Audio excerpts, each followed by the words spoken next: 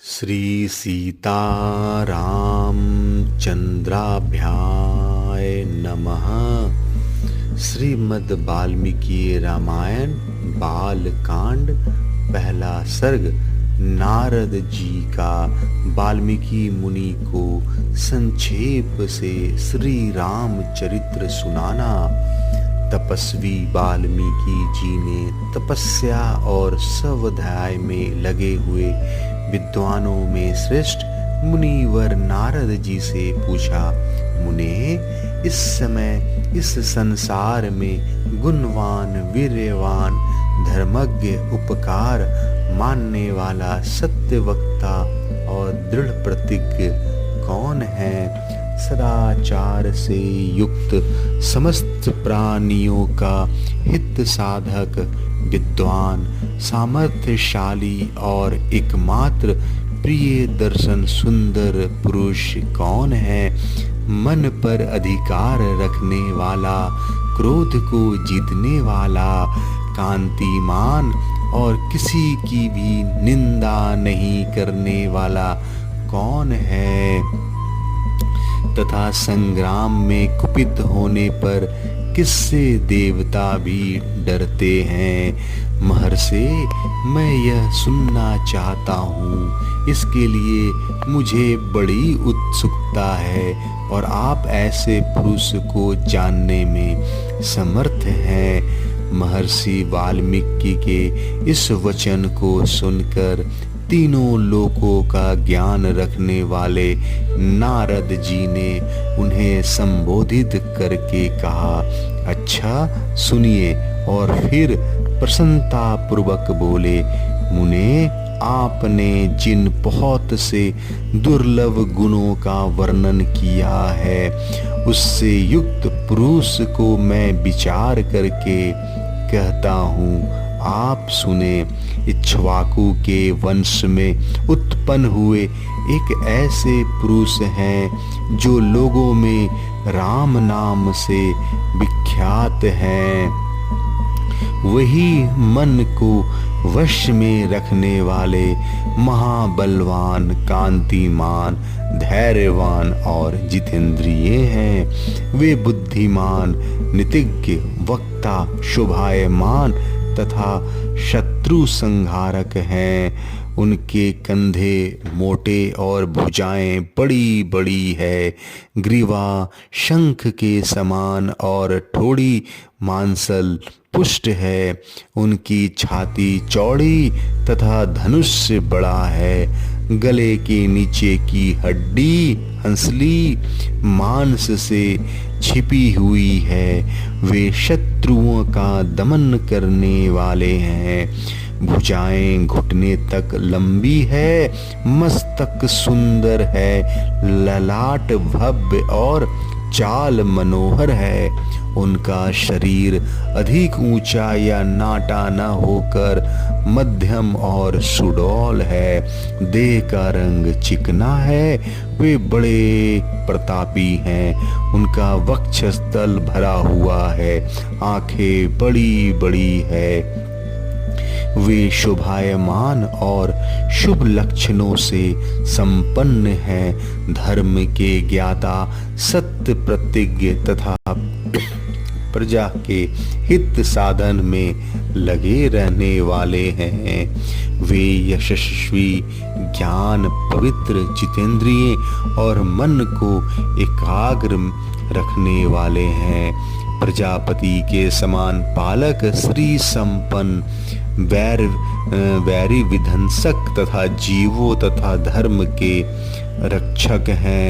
स्वधर्म और स्वजनों के पालक, वेद वेदांगों के तत्ववेता तथा धनुर्वेद में प्रवीण हैं।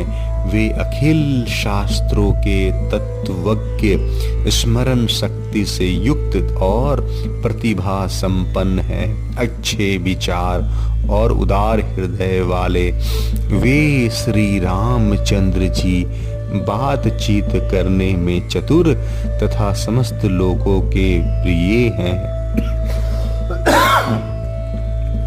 जैसे नदियाँ समुद्र में मिलती हैं, उसी प्रकार सदा राम से साधु पुरुष मिलते रहते हैं। वे आर्य एवं सब में समान भाव रखने वाले हैं। उनका दर्शन सदा ही प्रिय मालूम होता है। संपूर्ण गुणों से युक्त वे श्री रामचंद्र जी अपनी माता कौशल्या के आनंद बढ़ाने वाले हैं। गंभीरता में समुद्र और धैर्य में हिमालय के समान हैं। वे विष्णु भगवान के समान बलवान हैं। उनका दर्शन चंद्रमा के समान मनोहर प्रतीत होता है।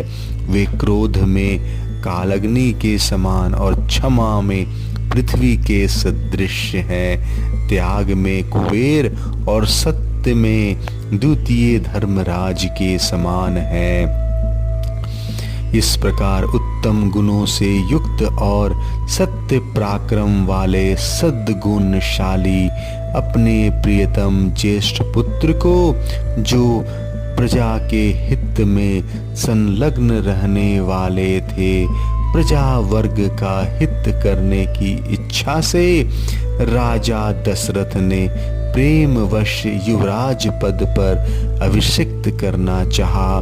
तदंतर राम के राज्याभिषेक की तैयारियां देखकर रानी कैकेयी ने, जिसे पहले ही वर दिया जा चुका था, राजा से यह वर मांगा कि राम का निर्वासन, वनवास और भरत का राज्याभिषेक हो। राजा दशरथ ने सत्य वचन के कारण धर्म बंधन में बंधकर प्यारे पुत्र राम को वनवास दे दिया। कैकेयी का प्रिय करने के लिए पिता की आज्ञा के अनुसार उनकी प्रतिज्ञा का पालन करते हुए वीर रामचंद्र वन को चले। तब सुमित्रा के आनंद बढ़ाने वाले विनयशील लक्ष्मण जी ने भी, जो अपने बड़े भाई राम को बहुत ही प्रिय थे, अपने सुबंधु तत्व का परिचय देते हुए स्नेहवश वन को जाने वाले बंधुवर राम का अनुसरण किया और जनक के कुल में उत्पन्न सीता भी, जो अवतीर्ण हुई देव माया की भांति सुंदरी, समस्त शुभ लक्षणों से विभूषित स्त्रियों में उत्तम, राम के प्राणों के समान प्रियतमा पत्नी तथा सदा ही पति का हित चाहने वाली थी। रामचंद्र जी के पीछे चली, जैसे चंद्रमा के पीछे रोहिणी चलती है। उस समय पिता दशरथ ने अपना सारथी भेजकर और प्रवासी मनुष्यों ने स्वयं साथ जाकर दूर तक उनका अनुसरण किया। फिर रिंगवेपुरम में गंगा तट पर अपने प्रिय निषाद राज गुह के पास पहुंचकर धर्मात्मा श्री रामचंद्र जी ने सारथी को अयोध्या के लिए विदा कर दिया। निषाद राज गुह लक्ष्मण और सीता के साथ राम ये चारों एक वन से दूसरे वन में गए। मार्ग में बहुत जलों वाले अनेक नदियों को पार करके भरद्वाज आश्रम पर पहुँचे और गुह को वहीं छोड़ भरद्वाज मुनि के आज्ञा से चित्रकूट पर्वत पर गए। वहां वे तीनों देवता और गंधर्वों के समान वन में नाना प्रकार की लीलाएं करते हुए एक रमणीय पर्णकुटी बनाकर उसमें शानंद रहने लगे।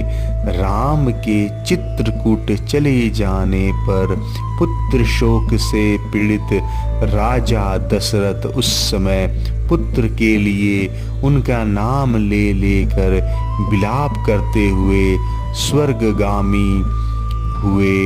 उनके स्वर्ग गमन के पश्चात वशिष्ठ आदि प्रमुख ब्राह्मण द्वारा राज संचालन के लिए नियुक्त किए जाने पर भी महाबलशाली वीर भरत ने राज्य की कामना न करके पूज्य राम की प्रसन्नता के लिए वन को ही प्रस्थान किया। वहां पहुंचकर सद्भावना युक्त भरत जी ने अपने बड़े भाई सत्य पराक्रमी महात्मा राम से याचना की और यूं कहा, धर्मज्ञ आप ही राजा हो, परंतु महान यशस्वी परम उदार प्रसन्न मुख महाबली राम ने भी पिता के आदेश का पालन करते हुए राज्य की अभिलाषा न की और उसे भरताग्रज ने राज्य के लिए न्यास चिन्ह के रूप में अपनी खड़ाऊ भरत को देकर उन्हें बार बार आग्रह करके लौटा दिया। अपनी अपूर्ण इच्छा को लेकर ही भरत ने राम के चरणों का स्पर्श किया और राम के आगमन की प्रतीक्षा करते हुए वे नंदी ग्राम में राज्य करने लगे। भरत के लौट जाने पर सत्य प्रतिज्ञ जितेंद्रिय श्रीमान राम ने वहां पुनः नागरिक जनों का आना जाना देखकर उनसे बचने के लिए एकाग्र भाव से दंडकारण्य में प्रवेश किया।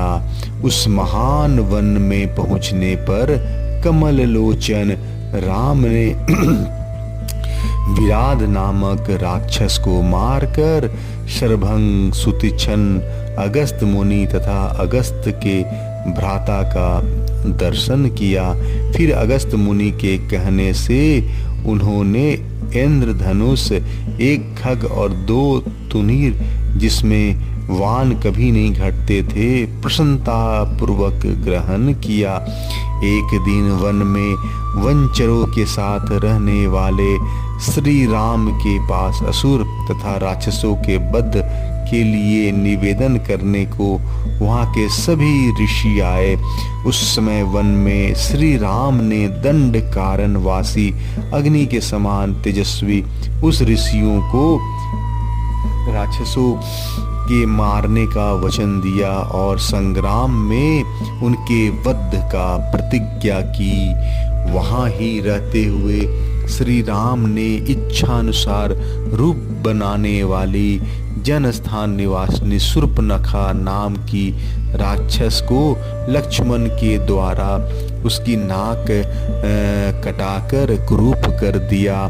तब शूर्पणखा के कहने से चढ़ाई करने वाले सभी राक्षसों को और खरदूषण, त्रिशरा और उनके पृष्ठपोषक असुरों को राम ने युद्ध में मार डाला। उस वन में निवास करते हुए उन्होंने जन स्थानवासी 14,000 राक्षसों का वध किया। तदनंतर अपने कुटुंब का वध सुनकर राम नाम का राक्षस क्रोध से मूर्छित हो उठा और उसने मारीच राक्षस से सहायता मांगी। यद्यपि मारीच ने यह कहकर कि रावण, उस बलवान राम के साथ तुम्हारा विरोध ठीक नहीं है, रावण को अनेकों बार मना किया, परंतु काल की प्रेरणा से रावण ने मारीच के वाक्यों को टाल दिया और उसके साथ ही राम के आश्रम पर गया। मायावी मारीच के द्वारा उसने दोनों राजकुमारों को आश्रम से दूर हटा दिया और स्वयं राम की पत्नी सीता का अपहरण कर लिया। जाते समय मार्ग में विघ्न डालने के कारण उसने जटायु नामक गृध्र का वध किया। तत्पश्चात जटायु को आहत देखकर और उसी के मुख से सीता का हरण सुनकर रामचंद्र जी शोक से पीड़ित होकर विलाप करने लगे। उस समय उनकी सभी इंद्रियां व्याकुल हो उठी थी। फिर उसी शोक में पड़े हुए उन्होंने जटायु गिद्ध का अग्नि संस्कार किया और वन में सीता को ढूंढते हुए कबंध नामक राक्षस को देखा, जो शरीर से विकृत और भयंकर दिखने वाला था। दिखने में महाबाहु। फिर उसी शोक पड़े हुए उन्होंने जटायु गिद्ध का अग्निसंस्कार। महाबाहु राम ने उसे मारकर उसका भी दाह किया, अतः वह स्वर्ग को चला गया। जाते समय उसने राम से धर्मचारिणी शबरी का पता बतलाया और कहा, रघुनंदन, आप धर्म परायण सन्यासिनी शबरी के आश्रम पर जाइए। शत्रुहंता महान तेजस्वी दशरथ कुमार राम शबरी के यहाँ गए और उसने उनका भली भांति पूजन किया। फिर वे पंपासर के तट पर हनुमान नामक बानर से मिले। उन्हीं के कहने से सुग्रीव से भी मेल किया। तदंतर महाबलवान राम ने आदि से ही लेकर जो कुछ हुआ था वह और विशेषता सीता का वृतांत सुग्रीव से कह सुनाया। बानर सुग्रीव ने राम की सारी बातें सुनकर उनके साथ प्रेम पूर्वक अग्नि को साक्षी बनाकर मित्रता की। उसके बाद वानर राज सुग्रीव ने स्नेहवश बाली के साथ बैर होने वाले सारे बातें राम से दुखी होकर बतलाई। उस समय राम ने वाली को मारने की प्रतिज्ञा की।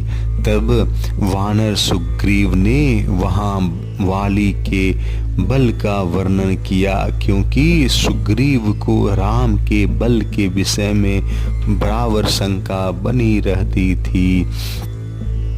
राम की प्रतीति के लिए उन्होंने दुदुम्बी दैत्य का महान पर्वत के समान विशाल शरीर दिखलाया।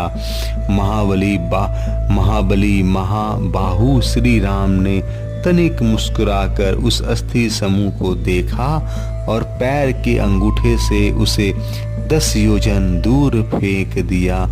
फिर एक ही महान वान से उन्होंने अपना विश्वास दिलाते हुए 7 ताल वृक्षों को और पर्वत तथा रसातल को बींध डाला। तदंतर राम के इस कार्य से महाकपि सुग्रीव मन ही मन प्रसन्न हुए और उन्हें राम पर विश्वास हो गया। फिर वे उनके साथ किष्किंधा गुहा में गए। वहां पर स्वर्ण के समान पिंगल वर्ण वाले वीरवर सुग्रीव ने गर्जना की। उस महानाद को सुनकर वानर राज वाली अपनी पत्नी तारा को आश्वासन देकर तत्काल घर से बाहर निकला और सुग्रीव से भिड़ गया। वहां राम ने वाली को एक ही वान से मार गिराया। सुग्रीव के कथानुसार उस संग्राम में वाली को मारकर उसके राज्य पर राम ने सुग्रीव को ही बिठा दिया। तब उस बानर राज ने भी सभी बानरों को बुलाकर जानकी का पता लगाने के लिए उन्हें चारों दिशाओं में भेजा। तत्पश्चात संपाति नामक गिद्ध के कहने से बलवान हनुमान जी 100 योजन विस्तार वाले छार समुद्र को कूदकर लांग गए। वहां रावण पालित लंकापुरी में पहुंचकर उन्होंने अशोक वाटिका में सीता को चिंता मगन देखा। तब उन विदेह नंदिनी को अपनी पहचान देकर राम का संदेश सुनाया और उन्हें संतावना देकर उन्होंने वाटिका का द्वार तोड़ डाले। फिर 5 सेनापतियों और 7 मंत्री कुमारों की हत्या कर वीर अक्षय कुमार का भी कचूमर निकाला। इसके बाद वे जानबूझकर पकड़े गए। ब्रह्मा जी के वरदान से अपने को ब्रह्मपाश से छुटा हुआ जानकर भी वीर हनुमान जी ने अपने को बांधने वाले उस राक्षसों का अपराध स्वेच्छानुसार सह लिया। तत्पश्चात मिथिलेश कुमारी सीता के स्थान के अतिरिक्त समस्त लंका को जलाकर वे महाकपि हनुमान जी राम को प्रिय संदेश सुनाने के लिए लंका लौट आए। अपरिमित बुद्धिशाली हनुमान जी वहां जा महात्मा राम की प्रदक्षिणा करके यूं सत्य निवेदन किया, मैंने सीता जी का दर्शन किया। इसके अनंतर सुग्रीव के साथ भगवान राम ने महासागर के तट पर जाकर सूर्य के समान तेजस्वी बाणों से समुद्र को क्षुब्ध किया। तब नदीपति समुद्र ने अपने को प्रकट कर लिया। फिर समुद्र की ही कहने से राम ने नल से पुल निर्माण कराया। उसी पुल से लंकापुरी में जाकर रावण को मारा। फिर सीता के मिलने पर राम की बड़ी लज्जा हुई। तब भरी सभा में सीता के प्रति वे मर्म भेदी वचन कहने लगे। उनकी इस बात को न सह सकने के कारण साध्वी सीता अग्नि में प्रवेश कर गई। इसके बाद अग्नि के कहने से उन्होंने सीता को निष्कलंक माना। महात्मा श्री रामचंद्र जी के इस महान कर्म से देवता और ऋषियों सहित चराचर त्रिभुवन संतुष्ट हो गए। फिर सभी देवताओं से पूजित होकर राम बहुत ही प्रसन्नता हुई और राक्षस राज विभीषण को लंका के राज्य पर अभिषिक्त करके कृतार्थ हो गए। उस समय निश्चिंत होने के कारण उनके आनंद का ठिकाना न रहा। यह सब हो जाने पर राम देवताओं से वर पाकर और मरे हुए वानरों को जीवन दिलाकर अपने सभी साथियों के साथ पुष्पक विमान पर चढ़कर अयोध्या के लिए प्रस्थित हुए। भरद्वाज मुनि के आश्रम पर पहुंचकर सबको आराम देने वाले सत्य पराक्रमी राम ने भरत के पास हनुमान को भेजा।